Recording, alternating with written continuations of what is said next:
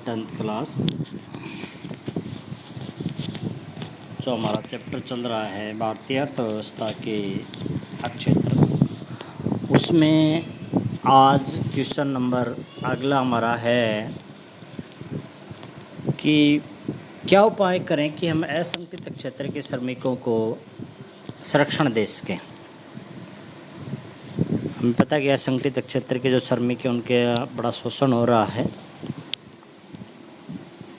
उनका शोषण से बचाने के लिए, जैसे इसने पहला बताया कि एक तो जो किसानों को समय पर बीज है, कृषि उपकरण है, भंडारण की सुविधा है, अपनी फसल बेचने के लिए बाज़ार का पर्याप्त सुविधा दी जाए ताकि किसानों का शोषण ना हो।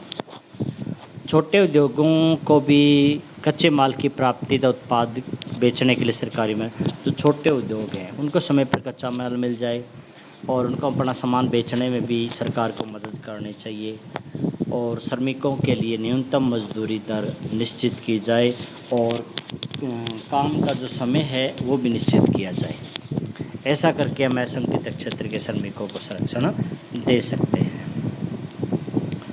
अगला क्वेश्चन है, क्या असंगठित क्षेत्र के श्रमिकों को संरक्षण दिया जाना चाहिए, और दिया जाना चाहिए तो क्यों दिया जाना चाहिए।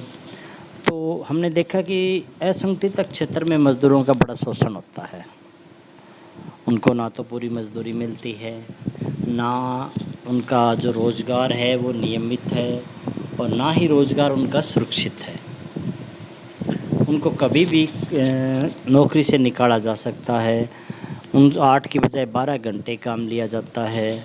ना उनको कोई बीमारी आदि होने पर भी उनको कोई सुविधा नहीं मिलती, वो भी जोखिम भी उनका स्वयं का होता है। तो ऐसे अवस्था देखी जाए तो हमें असंगठित क्षेत्र में श्रमिकों का संरक्षण देना बहुत ज़रूरी है। उनका वेतन निश्चित किया जाए, शोषण से बचाने के लिए उचित मजदूरी दी जाए, उनकी ताकि उनकी आय नियमित हो सके, उनका रोज़गार भी सुरक्षित किया जाए। तो उनको संरक्षण देना बहुत ज़रूरी है। असंगठित क्षेत्र के श्रमिक सामाजिक भेदभाव के भी शिकार होते हैं। असंगठित क्षेत्र में जो श्रमिक लगे होते हैं उनके साथ समाज में भी भेदभाव होता है। वो कैसे? क्योंकि जो असंगठित क्षेत्र में जो श्रमिक लगे होते हैं तो वो लोग हैं जो या तो अनुसूचित जाति, जनजाति या पिछड़ी जाति के लोग हैं। तो ऑटोमेटिक उनके साथ शोषण होता है, क्योंकि तो समाज में देखते हैं कि समाज में जो अनुसूचित जाति, जनजाति के लोग होते हैं उनके साथ समाज में शोषण होता है। इसके अलावा उन्हें मजदूरी कम मिलती है, और मजदूरी कम मिलेगी ना उनको कोई उनकी सुविधा पर कोई ध्यान दिया जाता है। ये श्रमिक नियमित होते हैं, कम मजदूरी मिलती है। कम मजदूरी मिलती है तो ये गरीब होते हैं, और आज हमारा समाज हम देखते हैं यहाँ पर गरीब लोगों के साथ सामाजिक भेदभाव होता है। उनको अपने विकास के लिए जो चीज़ें चाहिए वो नहीं मिल पाती। तो असंगठित क्षेत्र में वो आय तो उनकी कम होती है। उद्योगपति है जहाँ पर वो काम करते हैं वहाँ तो उनका शोषण होता है। उनका समाज में भी आदर नहीं होता गरीब होने के कारण। तो हम इस बात से सहमत हैं कि उनको सामाजिक भेदभाव का भी शिकार होना पड़ता है। वो अगला क्वेश्चन है, वो 2 तरीके बताओ जिसके कारण हम देश में रोज़गार बढ़ा सकें। तो हमने पढ़ा था, एक तो कृषि का विकास किया जाए। कृषि के विकास के लिए सिंचाई की सुविधा उपलब्ध करवाई जाए, किसानों को उचित दाम पर बीज, उपकरण, खाद उपलब्ध करवाए। क्योंकि कृषि का विकास होगा तो कृषि में रोज़गार बहुत है। कृषि में रोज़गार बहुत है, लेकिन रोज़गार तभी होगा जब कृषि का विकास होगा। उसके अलावा रोज़गार योजनाएं जो सरकार चलाती है वो गांव में भी लागू होनी चाहिए। शिक्षित बेरोज़गार हैं, वो अगर अपना कोई रोज़गार शुरू करना चाहते हैं तो उनको प्रशिक्षण मिलना चाहिए। छोटे उद्योग हैं वो खुलने चाहिए। छोटे उद्योग गांव के आसपास खुलने चाहिए। तो रोज़गार के भी अवसर खेती के अलावा और क्षेत्र में भी दिए जाएं तो हम बेरोज़गारी को कम कर सकते हैं।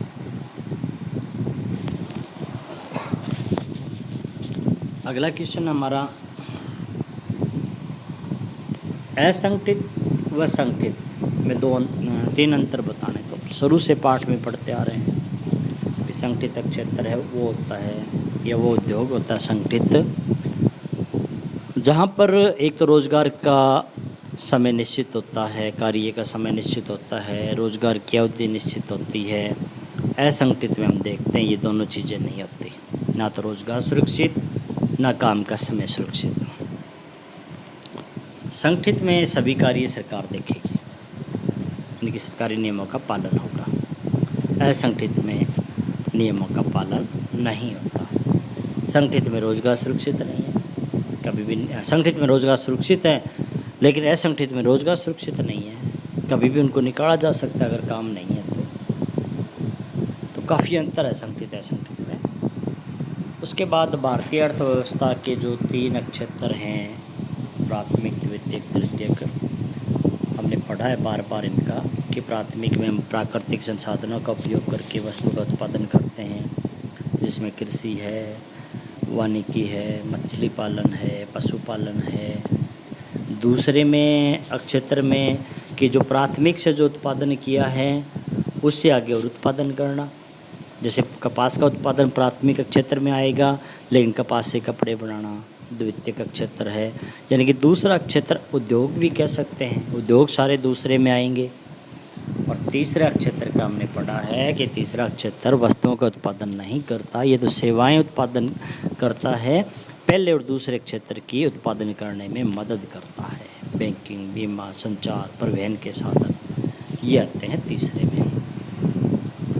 क्या छिपी बेरोजगारी से क्या अभिप्राय है? कई बार पढ़ लिया हमने कि किसी कार्य में जितने व्यक्तियों की आवश्यकता है उससे ज़्यादा लोग लगे हुए हैं, और अब वो लगे हुए हैं तो वो काम करते हुए दिखाई दे रहे हैं, लेकिन उनके काम करने का कोई फ़ायदा नहीं है। अगर उनको काम से हटा भी लिया जाए ना तो उत्पादन पर कोई प्रभाव नहीं पड़ेगा। हमने पीछे उदाहरण पढ़ा है, 1 एकड़ भूमि में गेहूँ की खेती करने के लिए 7 व्यक्ति लगे हुए हैं और 7 व्यक्तियों ने 20 क्विंटल गेहूँ का उत्पादन किया, 4 लगाएं तो भी 20 क्विंटल, तो फिर वो 3 तो बेरोजगार ही हुए, लेकिन वो सातों काम सातों कर रहे हैं, तो इसलिए हम उनको देखने में तो वे बेरोजगार नहीं है। लेकिन जब उत्पादन से पता चलेगा ना, उत्पादन पर तो कोई असर नहीं हुआ, उत्पादन तो उतना ही हुआ, वो 4 ही कर लेते उतना, तो वो 3 बेरोजगार हैं लेकिन काम कर रहे थे, तो उनको हम छिपे बेरोजगार कहेंगे। सार्वजनिक व निजी क्षेत्र में अंतर। सार्वजनिक क्षेत्र में मतलब जो भी देख रेख का सारा काम है सरकार करेगी। निजी क्षेत्र में मालिक है, या तो कोई निजी व्यक्ति होगा या कोई संस्था हो सकती है, यानी कि 4-5 व्यक्ति मिलकर कोई उद्योग खोल रखा है, वो निजी क्षेत्र का कहलाएगा। सार्वजनिक क्षेत्र का उद्देश्य होता है लोगों का कल्याण करना। जैसे हमने रेलवे का पढ़ा था कि रेलवे में हर वर्ष बजट में घाटा दिखाया जाता है, भी रेलवे घाटे में चल रहा है, लेकिन फिर भी सरकार चला रही है इसका। निजी क्षेत्र ऐसा नहीं करेगा, उसका तो एक ही टारगेट होता है, लाभ कमाना। रेलवे है, डाकघर है, ये सार्वजनिक में है, रिलायंस कंपनी है, टाटा स्टील है, ये सब निजी क्षेत्र के उद्योग हैं। उसके बाद जो बड़ों में पहला क्वेश्चन है, ये हमने कल भी पढ़ लिया था, तीसरे क्षेत्र सबसे बड़ा उत्पादक क्यों बना हुआ है, ये कारण हमने चारों कल पढ़े थे। पहला कि जैसे जैसे जनसंख्या बढ़ रही है तो हॉस्पिटल है, शिक्षण संस्थाएं हैं, डाकघर है, इनकी मांग बढ़ रही है, इनकी आवश्यकता बढ़ रही है, तो ये सारे तीसरे में आ गए। अब इनकी मांग बढ़ रही है तो ऑटोमेटिक इनका विकास हो रहा है। दूसरा हमने पढ़ा भी कृषि का विकास हो रहा है, कृषि का विकास हो रहा है तो उद्योगों का विकास हो रहा है, और जब इन दोनों का विकास होता है तो तीसरे का ऑटोमेटिक हो जाए। क्यों? इन दोनों के लिए परिवहन के साधन चाहिएंगे, व्यापार भंडारण चाहिएगा। अब ये दोनों तरक्की करेंगे तो ये तीनों ये तरक्की करेंगे, तो दोनों से तीसरे के ऑटोमेटिक विकास हो जाएगा। यानी कि पहला और दूसरा विकास करेगा, तीसरा भी विकास करेगा। उसके बाद तीसरा हमने पढ़ा भी लोगों की आय बढ़ रही है, तो लोग चाहते हैं अच्छे होटलों में खाना खाएं, शॉपिंग करें, पर्यटन स्थल पर घूमने के लिए जाएं, निजी स्कूलों में अपने बच्चे पढ़ाएं, तो ऑटोमेटिक क्योंकि देश तरक्की करेगा, तरक्की कर रहा है तो आय बढ़ेगी, आय बढ़ेगी, इन चीज़ों की मांग बढ़ेगी, तो ये तीनों किस में आई, ये जो चीज़ें कौन से में आई, ये तीसरे में आ गए, तो आय बढ़ेगी तो तीसरे का विकास होगा। और उसके बाद कहता है सूचना प्रौद्योगिकी आज हमारी आवश्यकता बन चुकी है, हमारे लिए बहुत ज़रूरी है इनके बिना तरक्की करना बहुत मुश्किल काम हो गया आज। तो ऑटोमेटिक आज के युग में इन चीज़ों का बहुत ज़्यादा ध्यान दिया जा रहा है। तो ये भी तीसरे में आ गए, तो हम कह सकते हैं तीसरा क्षेत्र बहुत ज़्यादा तरक्की कर रहा है। अच्छा, ये भी कल हमने पढ़ लिया। ये जो क्वेश्चन हमारा, ये तो ऊपर वाला सेम ही है। तीसरा क्षेत्र का अर्थ, इसका विकास होने के 3 कारण, ऊपर वाला सेम है। उसके बाद अगला क्वेश्चन है कि प्राथमिक, द्वितीयक, तृतीयक हम शुरू से पढ़ते आ रहे हैं, तीनों एक दूसरे पर निर्भर हैं। तो ये कहता है क्या आप इस बात से सहमत हैं? तो हम सहमत हैं, तीनों एक दूसरे पर निर्भर हैं। कैसे निर्भर हैं? इन तीनों क्षेत्रों द्वारा वस्तु सेवा का उत्पादन होता है। 2 वस्तु का उत्पादन करते हैं, तीसरा सेवा का उत्पादन करता है। एक के बिना दूसरा काम नहीं कर सकता। जैसे इसने आगे कि मान लीजिए एक श्रमिक प्राथमिक क्षेत्र की गतिविधियों का प्रयोग, एक जैसे प्राथमिक में कपास का उत्पादन किया, ठीक है। अब कपास से कपड़ा बनाना, यानी कि दूसरा जो कपड़ा उद्योग है वो किस पर निर्भर है? कपास पर, यानी कि पहले पर। कपड़ा उद्योग किससे चलेगा? कपास से चलेगा। कपास उत्पादन कौन करेगा? पहला क्षेत्र। दूसरा क्षेत्र निर्भर किस पर हो गया? पहले पर। जहाँ एक प्राथमिक क्षेत्र में उत्पाद को मशीनों, अब कहता है कृषि में मशीन चाहिएगी, कृषि में खाद चाहिएगी, कृषि के लिए दवाइयाँ चाहिएगी, वो कहाँ से आएगी? फैक्ट्रियों से आएगी। फैक्ट्री कौन से में होते हैं? दूसरे में, यानी कि पहले को जो चाहिए वो दूसरा देगा, दूसरे को जो चाहिए वो पहला देगा। इसका मतलब दोनों एक दूसरे के ऊपर निर्भर हैं। अब इस कपड़े को बेचने के लिए परिवहन के साधन चाहिए। परिवहन के साधनों, यानी कि दूसरे देश में भी अगर भेजना है तो व्यापार चाहिएगा, बाज़ार चाहिएगा। तो इसके अलावा इनकी बिक्री के लिए में टेलीफोन, तार, बैंक की सुविधा चाहिएगी। अब परिवहन के साधन तरक्की कब करेंगे? जब पहला और दूसरा तरक्की करेगा। पहला दूसरा तरक्की कब करेगा? जब परिवहन के साधन मिलेंगे, व्यापार मिलेगा। इसलिए हम कह सकते हैं तीनों क्षेत्र एक दूसरे पर निर्भर हैं। एक तरक्की करेगा, दूसरा करेगा। उसके बाद ये क्वेश्चन सेम वही, सेवा क्षेत्र क्या है? इसका महत्व दिन प्रतिदिन बढ़ता जा रहा है, तो वही बताने में पहला क्वेश्चन में जो हम पढ़ाएँ वही। उसके बाद अगला है बेरोज़गारी हटाने के लिए क्या करें? बार बार पढ़ रहे हैं। तो ग्रामीण क्षेत्रों में कृषि है, बेरोज़गार की संख्या में कमी करने किसने? गांव के अंदर कहता है एक छिपी बेरोज़गारी वाली समस्या है, इसलिए कहता है गाँव में छोटे उद्योग खोले जाएं, कृषि के अंदर नई नई टेक्निकों का इस्तेमाल किया जाए, गांव में स्कूल, सड़क, बाज़ार, हॉस्पिटल खोले जाएं ताकि गांव की स्थिति में सुधार हो। गांव में कृषि के अलावा डेयरी है, पशुपालन है, ये खोले जाएं ताकि किसानों को कृषि के अलावा अतिरिक्त आय का साधन मिल सके। तो गांव के विकास के लिए इन चीज़ों का करना ज़रूरी है। इसके अलावा उत्पादन कार्यों का प्रशिक्षण, कि किसानों को भी ट्रेनिंग दी जाए,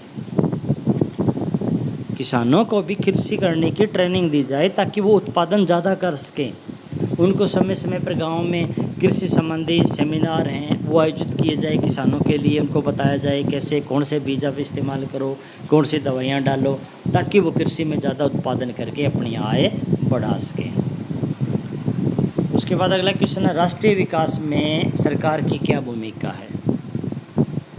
तो देश के विकास में सरकार का बहुत बड़ा रोल है, क्योंकि सरकार वो कार्य करती है जो देश के विकास के लिए बहुत ज़रूरी है। जैसे देश का विकास कब होगा? जब देश के लोग स्वस्थ और शिक्षित होंगे। स्वस्थ और शिक्षित कब होंगे? जब देश के अंदर अच्छे स्कूल होंगे, अच्छी स्वास्थ्य सुविधाएं होगी, ताकि हम बच्चों को अच्छी शिक्षा दे सकें, उनको एक अच्छा संसाधन तैयार कर सकें। तो सरकार का मुख्य उद्देश्य है मानव विकास को बढ़ाना। इसके लिए सरकार खुद नुकसान भी अपने ऊपर ले सकती है। लोगों को स्वच्छ पानी पीने की सुविधा उपलब्ध करवाना, ये सरकार का काम है, सरकार कर रही है। लोगों के घरों में पानी पहुंचा रही है और नाम मात्र के पैसों में। उस पानी पहुंचाने के लिए सरकार ने करोड़ों रुपए लगाए हैं, लेकिन लोगों से ले क्या रही है? नाम मात्र के पैसे ले रही है। क्यों? सरकार का उद्देश्य क्या है? लोगों को अच्छा पानी उपलब्ध करवाया जा सके, गरीब लोगों के लिए मकान बनाना, निर्धन लोग हैं उनको पौष्टिक भोजन उपलब्ध करवाना, तो सरकार कमज़ोर या पिछड़े वर्ग के लोग हैं उन लोगों के रोज़गार दिया जाए ताकि वो अपना जीवन स्तर ऊंचा उठा सके। तो देश के विकास में, क्योंकि देश तरक्की कब करेगा, जब देश के लोग स्वस्थ और शिक्षित होंगे। ये दो चीज़ें हैं, ये बहुत इम्पोर्टेंट हैं, क्योंकि जो स्वस्थ और शिक्षित व्यक्ति ही मानव संसाधन होता है, और मानव संसाधन देश का सबसे बड़ा संसाधन होता है। और ये दोनों चीज़ें कौन तैयार कर सकती है? सरकार। इसके अलावा देश के विकास के लिए जो बड़ी बड़ी परियोजनाएं, सड़कें चाहिए, रेलवे चाहिए, पुल की व्यवस्था चाहिए, बिजली चाहिए, बिजली के लिए बांध बनाना है, ये सारी चीज़ें देश के लिए चाहिए। ये सारी चीज़ें कौन उपलब्ध करवाता है? सरकार। तो देश की तरक्की में सरकार का बहुत बड़ा रोल होता है। सरकार के बिना देश तरक्की नहीं कर सकता। तो ये हमारा लेसन कंप्लीट हो चुका है।